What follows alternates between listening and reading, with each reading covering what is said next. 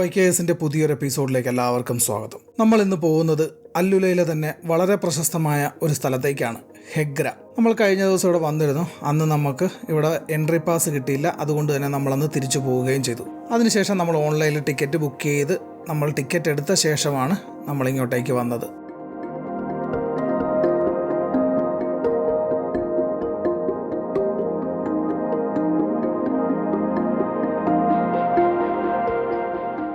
ഈ കാണുന്നതാണ് ഹെഗ്രയുടെ parking place. ഇവിടെ വരെ മാത്രമാണ് നമ്മുടെ വാഹനത്തിൽ നമുക്ക് വരാൻ സാധിക്കുന്നത്. ഇവിടുന്ന് പിന്നെ ഉള്ളിലേക്ക് നമ്മൾ ബുക്ക് ചെയ്ത ബസ്സിലാണ് പിന്നെ യാത്ര പോകുന്നത്. നമുക്ക് മുന്നിൽ ഈ കാണുന്നതാണ് ഹെഗ്രയിലേക്കുള്ള ഫ്രണ്ട് ഓഫീസ്. ഇവിടെ നിന്ന് നമുക്ക് ടിക്കറ്റ് ബുക്ക് ചെയ്യാം. അതല്ലെന്നുണ്ടെങ്കിൽ നമുക്ക് ഓൺലൈനിൽ തന്നെ ടിക്കറ്റ് ബുക്ക് ചെയ്യാവുന്നതാണ്. വളരെ ഭംഗിയിലാണ് ഹെഗ്രയുടെ ഫ്രണ്ട് ഓഫീസ് അറേഞ്ച് ചെയ്തിരിക്കുന്നത്. ഇവിടുത്തെ സ്റ്റാഫ് ആണെങ്കിലും വളരെ ഫ്രണ്ട്ലിയാണ് അവരുടെ പെരുമാറ്റങ്ങളും കാര്യങ്ങളും ഒക്കെ. Welcome to Hegra Hospitality. Would you like to drink something? I have some juices. Grape juice, orange juice, date with milk, some biscuit, big biscuit with milk, crackers with date, dried fruit. Welcome. Thank you, sir. Nice to meet you. Have a nice day. You too. Thank you. ഇവിടെ വരുന്നവർക്ക് ഇവിടെ നിന്നും fresh ജ്യൂസും അതല്ലെന്നുണ്ടെങ്കിൽ മിൽക്കും കുറച്ച് സ്നാക്സും ഒക്കെ കൊടുത്തിട്ടാണ് അവർ ഉള്ളിലേക്ക് അയക്കുന്നത്.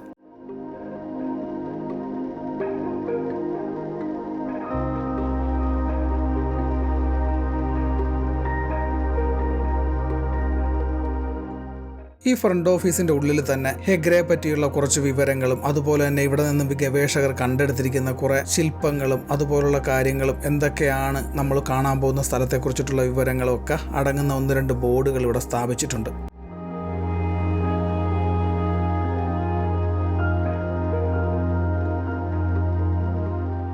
ഈ ഫ്രണ്ട് ഓഫീസിൻ്റെ ഉള്ളിൽ തന്നെ ഒരു സുവനീർ ഷോപ്പുണ്ട്. പക്ഷേ ഇവിടെ ഉള്ള ഐറ്റംസിനെല്ലാം വളരെയധികം എക്സ്പെൻസീവാണ്. നമ്മളെന്തായാലും തൽക്കാലം ഇവിടെ നിന്നൊന്നും മേടിക്കുന്നില്ല. നമ്മൾക്ക് പോകാനുള്ള ബസ് വരുന്നത് 7:30 മണിക്കാണ്. എന്തായാലും സമയമായിട്ടില്ല, കുറച്ചുകൂടെ ടൈമുണ്ട്. നമ്മളതുവരെ ഇവിടെ വെയിറ്റ് ചെയ്യാൻ തീരുമാനിച്ചു.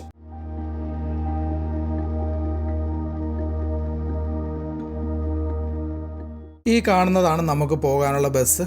പക്ഷേ അതിലേക്കുള്ള ആളുകളൊക്കെ എത്തി തുടങ്ങുന്നതേ ഉള്ളൂ. കുറച്ച് പേരൊക്കെ എത്തിയിട്ടുണ്ട്, ബാക്കിയുള്ളവരൊക്കെ വന്നുകൊണ്ടിരിക്കുന്നതേ ഉള്ളൂ. ഹെഗ്രയിലേക്കുള്ള എൻട്രി ടിക്കറ്റ് നമ്മൾ ബസ്സിനാണ് പോകുന്നതെങ്കിൽ വലിയ ആൾക്കാർക്ക് 95 സൗദി റിയാലും, കൊച്ചുകുട്ടികൾക്ക് അതായത് 5 മുതൽ 12 വയസ്സ് വരെ പ്രായമുള്ള കുട്ടികൾക്ക് 45 Saudi റിയാലുമാണ് ticket rate.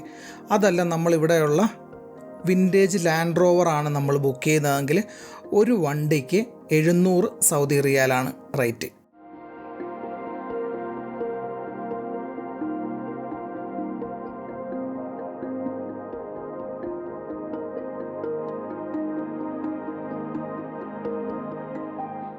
Land rover അല്ലാതെ കണ്ട് കുറച്ചുകൂടെ വലിപ്പം കൂടിയ ടൊയോട്ടയുടെ തന്നെ മറ്റൊരു വണ്ടിയുണ്ട്. അതിൻ്റെ റേറ്റ് എന്ന് പറയുന്നത് 1000 സൗദി റിയാലാണ്.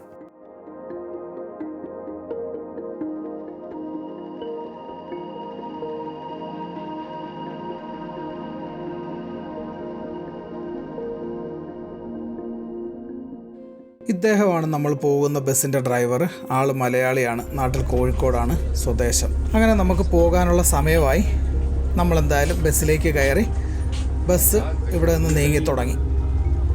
ഞങ്ങൾ 2 പേരും മാത്രമാണ് ബസ്സിൽ ഇന്ത്യക്കാരായിട്ടുള്ളത്. ബാക്കിയുള്ളവരെല്ലാവരും ഇംഗ്ലീഷുകാരാണ്. ഈ ബസ്സിൽ നമ്മളുടെ കൂടെ ഒരു ഗൈഡ് വരുന്നുണ്ട്.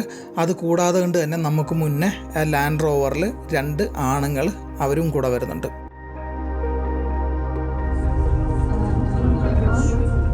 ബസ് മുന്നോട്ട് നീങ്ങി തുടങ്ങിയപ്പോൾ തന്നെ നമ്മുടെ കൂടെ ഉള്ള ഗൈഡ് നമ്മൾ ഈ വണ്ടി പോകുന്ന പ്രദേശത്തെക്കുറിച്ചിട്ടുള്ള ഒരു ഏകദേശ വിവരണങ്ങളൊക്കെ ഇംഗ്ലീഷിലും അറബിയിലുമായിട്ട് പറഞ്ഞു തരുന്നുണ്ടായിരുന്നു. കുറച്ച് വർഷങ്ങൾക്ക് മുൻപ് വരെ നമ്മൾക്ക് ഓൺലൈനിൽ ടിക്കറ്റ് എടുത്തു കഴിഞ്ഞാൽ നമ്മുടെ വണ്ടിയുമായിട്ട് ഇതിൻ്റെ ഉള്ളിലേക്ക് പോകാമായിരുന്നു. എന്നാൽ ഇന്നത് സാധ്യമല്ല.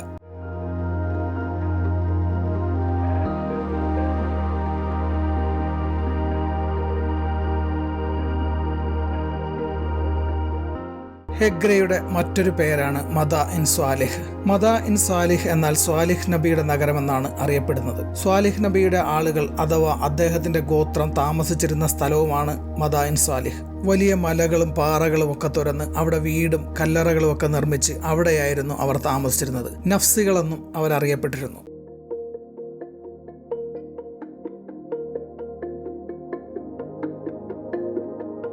അങ്ങനെ ബസ് ആദ്യത്തെ ആ ഒരു ടൂറിസ്റ്റ് സ്പോട്ടിലേക്ക് എത്തി.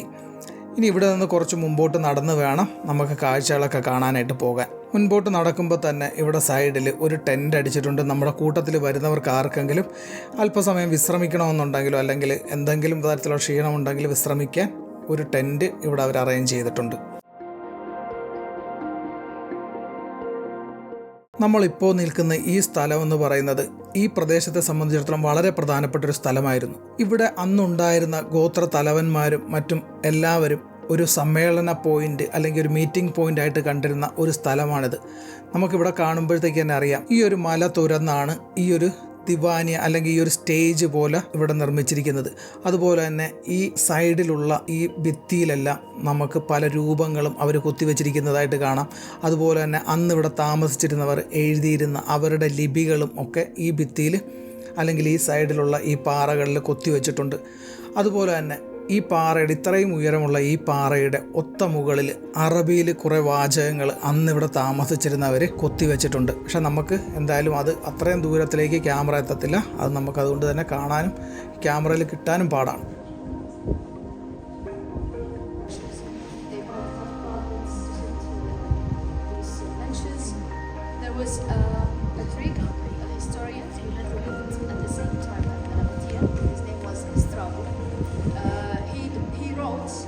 According to him, he talked about these ritual banquetings. He said that there were around 13 people, a group of 13 people.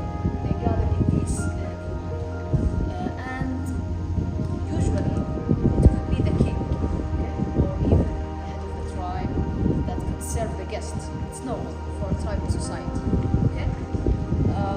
And he even mentioned that there were two people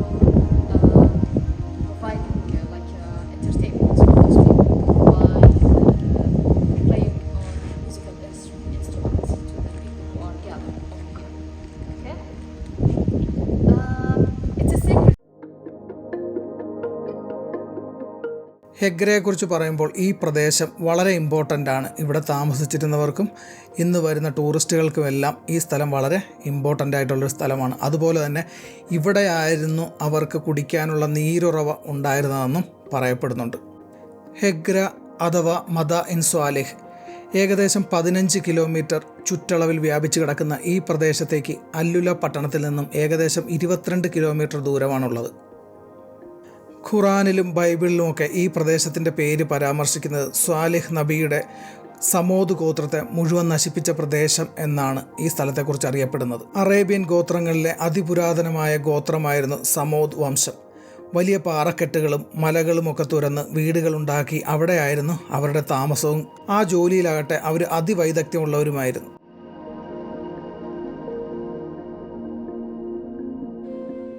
ഇതുപോലുള്ള 131 തോമ്പുകളാണ് ഇതുവരെ ഇവിടെ ഗവേഷണത്തിലൂടെ കണ്ടെടുത്തിരിക്കുന്നത്. ഈ തോമ്പുകളെല്ലാം നബറ്റിയൻസ് കല്ലറകളായിട്ടാണ് ഉപയോഗിച്ചിരുന്നത്. അതിൽ ചെറുതും വലുതുമായിട്ട് പല സൈസുകളിലുള്ള കല്ലറകൾ നമുക്കിവിടെ കാണാൻ പറ്റും. അതിൽ തന്നെ വലിപ്പം കൂടിയതും ഏറ്റവും ഉയരത്തിൽ കാണുന്നതുമെല്ലാം ഇവിടുത്തെ ഗോത്ര തലവന്മാരുടെ ശവസംസ്കാരങ്ങൾക്ക് വേണ്ടിയിട്ട് നിർമ്മിച്ചിട്ടുള്ളതാണ്. ആയിരക്കണക്കിന് വർഷങ്ങൾക്ക് മുൻപ് ഇവിടെ താമസിച്ചിരുന്ന നബറ്റിയൻസ് സാങ്കേതികത ഒട്ടുമില്ലാതിരുന്ന കാലത്ത് തികച്ചും കായികമായി നിർമ്മിച്ചിരിക്കുന്ന ഈ നിർമ്മിതികൾ എല്ലാം തന്നെ വളരെ അത്ഭുതത്തോടു കൂടി മാത്രമേ നമുക്ക് നോക്കിക്കാണാൻ പറ്റൂ. ഈ കാണുന്ന തോമ്പുകളിൽ 2 എണ്ണത്തിലൊഴിച്ച് മറ്റൊന്നിൻ്റെയും ഉള്ളിലേക്ക് കയറാനോ ഉള്ളിലേക്ക് കയറി ഫോട്ടോ എടുക്കാനോ ഒന്നും സഞ്ചാരികൾക്ക് അനുവാദമുള്ളതല്ല.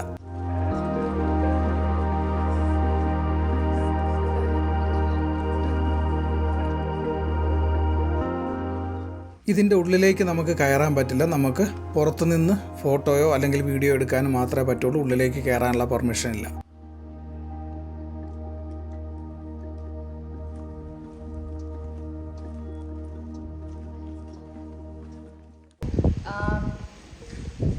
Before Nabateans were here, there was another kingdom in Al-Ula, which is Dadanite.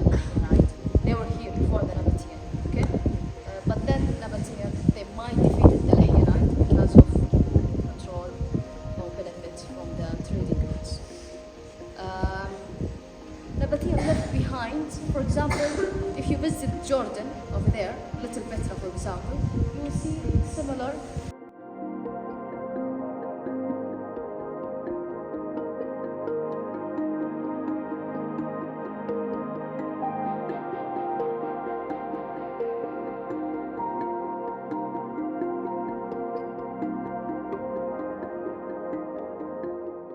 സഞ്ചാരികൾക്ക് കയറി ഫോട്ടോ എടുക്കാൻ പറ്റുന്ന തോമ്പുകളിൽ ഒരെണ്ണമാണിത്.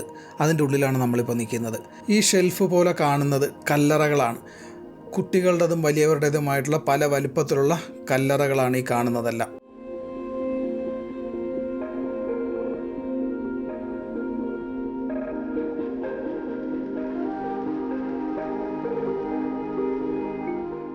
ഈ രീതിക്കാണ് ഇവിടെ കാണുന്ന പല തോമ്പുകളുടെയും ഉൾഭാഗം ഉള്ളത്. അതിൽ തന്നെ പലതിലും വലിപ്പ വ്യത്യാസങ്ങൾ ഉണ്ടാകുമെന്നുള്ളതൊഴിച്ചാൽ പ്രത്യേകിച്ച് വലിയ വ്യത്യാസങ്ങളൊന്നുമില്ല. ഏകദേശം എല്ലാത്തിൻ്റെയും ഉൾഭാഗം ഈ രീതിക്കൊക്കെ തന്നെയാണുള്ളത്.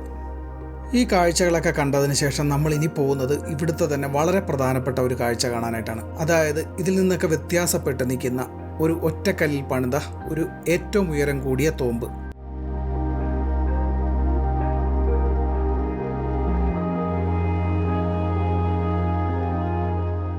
ഖസർ അൽ ഫരീദ് എന്നറിയപ്പെടുന്ന ഈ തോമ്പിന് ഒരുപാട് പ്രത്യേകതകളാണുള്ളത്. ഇവിടം ഭരിച്ചിരുന്ന കുസ എന്ന് പറയുന്ന മഹാരാജാവിന്റെ മകനായ ലിഹിയാൻ അദ്ദേഹത്തിന് വേണ്ടിയിട്ട് പണിതതാണ് ഈ തോമ്പ്. എന്നാൽ ഈ തോമ്പിന്റെ പണി കഴിയുന്നതിന് മുമ്പ് തന്നെ അദ്ദേഹം യുദ്ധത്തിൽ കൊല്ലപ്പെട്ടു എന്നാണ് കരുതപ്പെടുന്നത്. എന്നാൽ ഈ തോമ്പിൽ ആരെയും അടക്കം ചെയ്തതിൻ്റെയോ മറ്റുമുള്ള യാതൊരുവിധ തെളിവുകളും ഗവേഷണം നടത്തിയ ഗവേഷകർക്കോ മറ്റുള്ളവർക്കോ കണ്ടെടുക്കാനായിട്ട് സാധിച്ചിട്ടുമില്ല.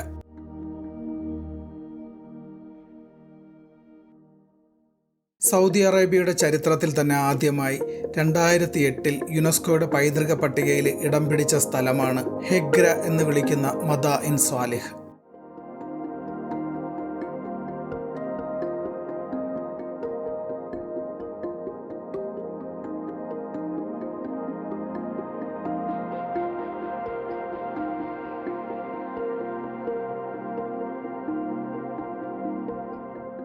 ഈ കാണുന്നത് ഹെഗ്രയിലെ തന്നെ മറ്റൊരു ആകർഷണമാണ്. ഒരു മനുഷ്യൻ്റെ മുഖഛായയുള്ള ഒരു പാറ. ഇവിടെ ഒരുപാട് ടൂറിസ്റ്റുകൾ വന്ന് നിന്ന് ഇതിനോട് ചേർന്ന് നിന്ന് ഫോട്ടോ എടുക്കുകയും മറ്റുമൊക്കെ ചെയ്യുന്നുണ്ട്.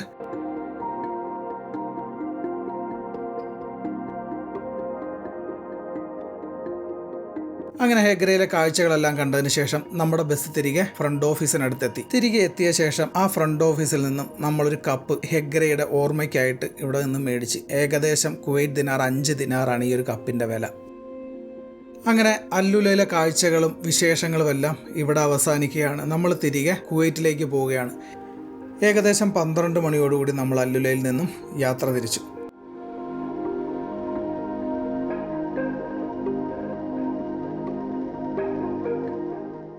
സൗദിയിലെ ഹൈവേകളിലൂടെ യാത്ര ചെയ്യുമ്പോഴത്തേക്ക് വളരെ വിജനമായ ഹൈവേകളാണെങ്കിലും പല സ്ഥലങ്ങളിലും ചെറിയ ചെറിയ റൗണ്ട് അബൌട്ടുകൾ ഹൈവേയിൽ കാണാൻ പറ്റും. അതുകൊണ്ട് തന്നെ നമുക്ക് ഒരു മിനിമം സ്പീഡിന് മുകളിലേക്ക് ഈ ഹൈവേകളിലൊന്നും ഡ്രൈവ് ചെയ്യാൻ പറ്റത്തില്ലെന്നുള്ളതാണ്.